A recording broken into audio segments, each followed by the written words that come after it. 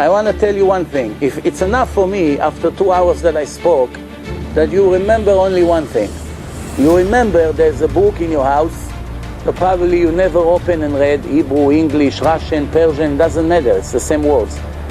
You probably never read, you never learned, and there is somebody that told you tonight that it's the word of your Creator. And also one more thing you should remember. The rule applied to this book is like this. You follow it, the more you follow it, the more happy you're gonna be for eternity. The more you ignore it, the more miserable you be for eternity, not for 30, 40 years, which is a blink of the eye. Before you realize life will be over. There are two ways, and your choice is in your hand. The Torah says, I'm giving you the life and the good today, the bad and the dead, and you should choose the life. That means you can choose the death, but you don't die immediately. It can take 40, 50 years until it happens. Once it's happened, it's no way to correct.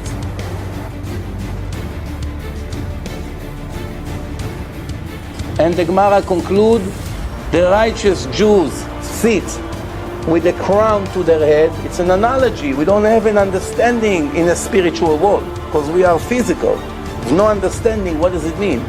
But one thing we do understand, you will see in a minute. This is what it says.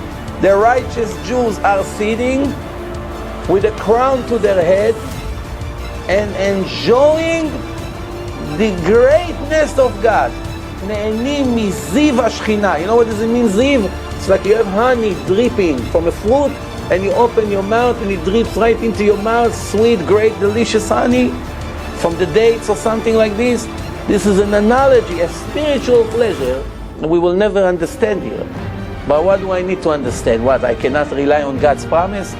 If God told me, I am faithful to reward you, right away, as an intelligent human being, I don't even need the Gemara.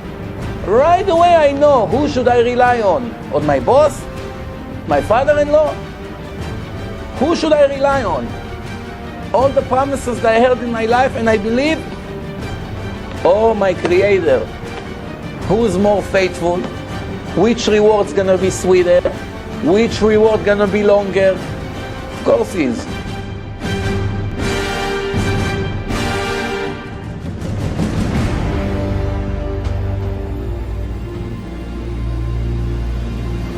Be careful that you should not forget your God, because your God is a strict God, not a joke here. If he'll get angry at you, he will destroy you from the face of the earth. Do not test your God as you did before. You should do the honest and the decent in the eyes of God, for your own benefits. למען יטב לך. You're not doing me any favor. I'm perfect with or without you. I'm perfect before I created the world, before I created the souls, before I put you in a test, before I gave you the Torah. I'm perfect. I will be perfect after you.